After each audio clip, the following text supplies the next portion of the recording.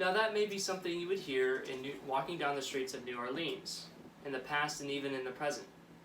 Jazz, as you would know, is a genre of music that speaks from the heart. It's different in many ways compared to any other genre of music, since not only does it tell a compelling story through its music, but it also portrays the words and culture of the past. Many of you will eventually have to take a music history class for your music education degree. So here's a quick introduction to an important part of American music history. I myself have personally been to New Orleans, the birthplace of jazz. I've seen these brass bands play live, and my love for music has led me to do additional research on where all this exciting music began. Today I'll be informing you where and how jazz originated from and how jazz accepted into the present. The roots, New Orleans. How do we know this is where the road starts? Dr. Jack Stewart, part of a subcommittee of authors for the Preservation Resource Center of New Orleans, proposed that the early footprints of jazz can be noted in the late 19th century. New Orleans being a unique and ethnically diverse state with over a third of the population being occupied by African Americans, Dr. Stewart puts it, quote, "Each ethnical group in New Orleans contributed to the very active musical environment in the city, and in this way to the development of early jazz," end quote. The earliest signs of jazz come from predominantly Native American Indians traditions through rhythmic and syncopated drumming, as well as West African call and response chanting, which developed into an early form of jazz. Now that we've established where the journey began, let's look at some eminent notable figures in early and late jazz literature who have shaped the music profoundly. Dr. Stewart continues to go into detail about early jazz musicians who sparked the initial interest of this new genre. Defining who the first is impossible. There's a plethora amount of musicians out there who weren't mainstream or widespread. However, one of the first well-known, notable ragtime bands through 1890 to 1913 was Papa Jack Lane's Reliance Brass Band. Some of these members will eventually reunite after the band's disbanded into a new band called the Original Dixieland Jazz Band. Later, in 1917 to 1918, this group will have eventually recorded what is known as the first jazz record.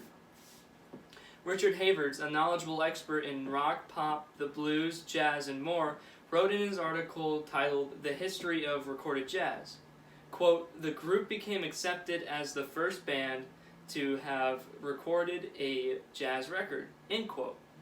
However, as said before, it's extremely hard to define who the first is. Many other musicians could have said the same thing, such as jazz musicians Arthur Collins and Brian G. Harlan. Remember that song I performed at the start of this speech? That song was a cover of one of the largest influences in jazz history, Louis Armstrong. According to the biography of Louis Armstrong, published by the Louis Armstrong House Museum, Louis was a young trumpet player and singer in the early 1920s. Born in New Orleans, Louisiana on August 4th, 1901, he began writing records in 1922 under King Oliver's band in Chicago. It wasn't until 1925 when Louis started to write his own records. Ever since, Louis became a booming success with hit songs such as "What a Wonderful World," kickstarting the mid-1900s jazz culture. Now that we have established where the early roots of jazz came from, how has the jazz world kept up in recent times? Under an article, "Is Jazz Dying?" explains the phenomenon, how one of the most popular genres of music is slipping away from mainstream.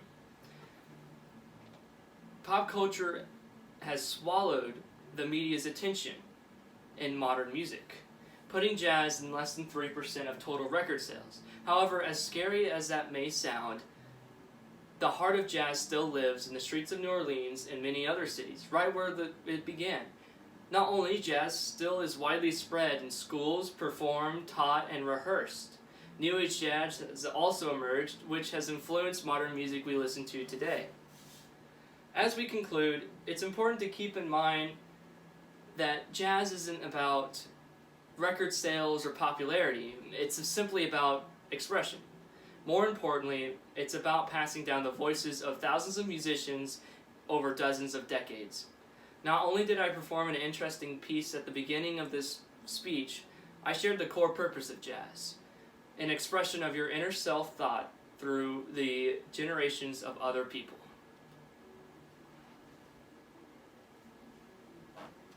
Alright, I'm done. I am done.